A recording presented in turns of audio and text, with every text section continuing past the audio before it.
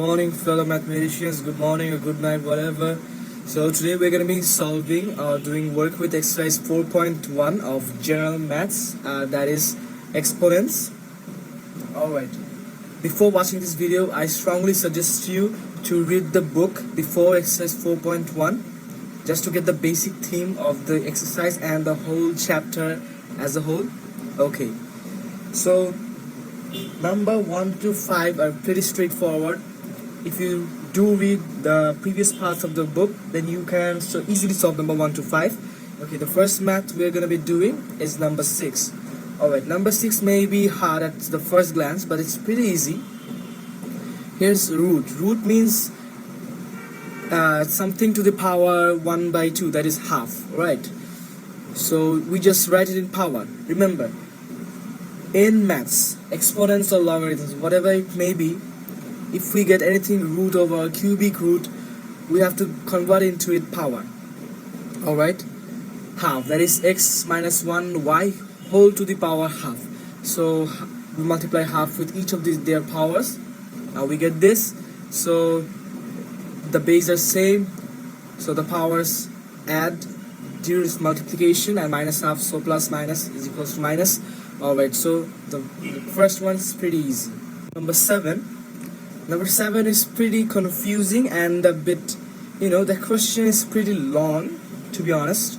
Alright, so if we get anything like, like 4 then divided by 2 and these stuff, n plus 4, n plus 1, n plus 2, whatever, you may see the math of number 8. Also, number 7 and 8 are almost identical. You can see number 8 as well. Number 8, there are 3's and 9's, alright. So we convert the 9 into 3.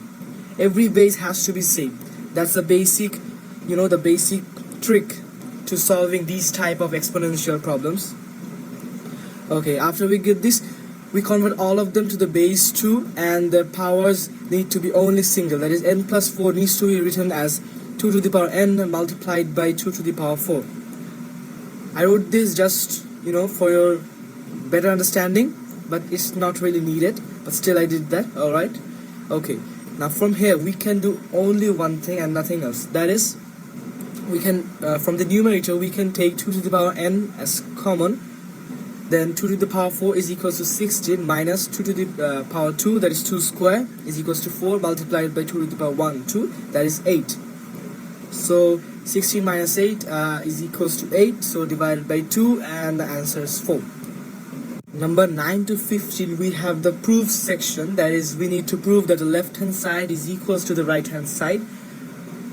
I'll be doing only one maths, that is number 9, and number 10 to 15 are all same. Just you need to just multiply the whole powers to their respective powers and you will get the probable answer.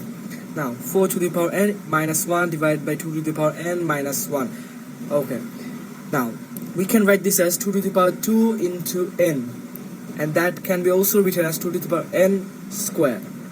Minus 1 square, it's a square minus b square. We write it in this form, a plus b into a minus b. These two cancel out each other. Now 2 to the power n plus 1 is equal to right hand side.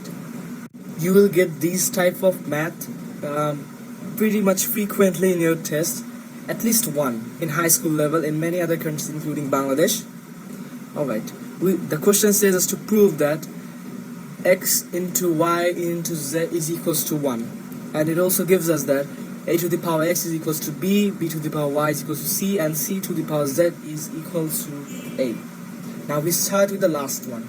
It's the basic trick. We start with the last one and slowly and gradually we go to this one. Alright, now the proof here is c to the power z is equals to a. We know that. Now we put the value of c, that is b to the power y whole to the power z equals to a. Now here we also put the power value of b, that is a to the power x, and eventually a to the power x to the power y into z is equals to a to the power y x y z equals to a to the power 1. If bases are same, then we know that the powers are also same. That's why x multiplied by y multiplied by z is equals to 1. This one we're going to be doing today is number 20. Before that, number 21 and 22 are word problems. And if you watched my previous maths carefully, I hope you will be able to solve number 21 and 22 pretty much easily. And notes regarding 17, 18 and 19, you just multiply those powers, and in number 19 specifically, the roots and cubic roots needs to be converted into power. That is 1 by 2 and 1 by 3. That's it. Alright, number 20. The question gives us 2 to the power x plus 2 to the power 1 minus x is equals to 3. So we need to find the value of x.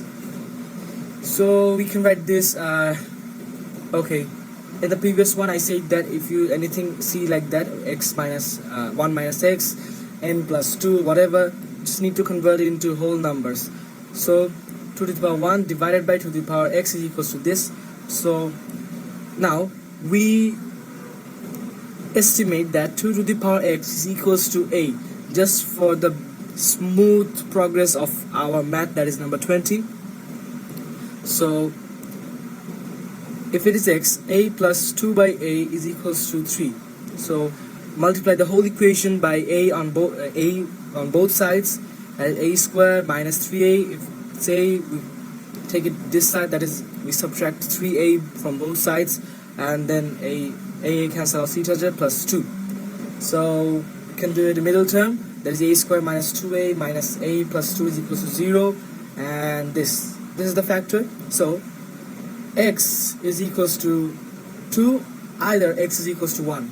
So the value of a is 2 to the power x. 2 to the power x is equals to 2 to the power 1, that is x is equals to 1. Another way, and another answer, 2 to the power x is equals to 2 to the power 0, that is 1. So x is equals to 0. Okay, thank you, arigato. Hope you found my video resourceful and pretty much helpful, and don't forget to like, share and subscribe my video.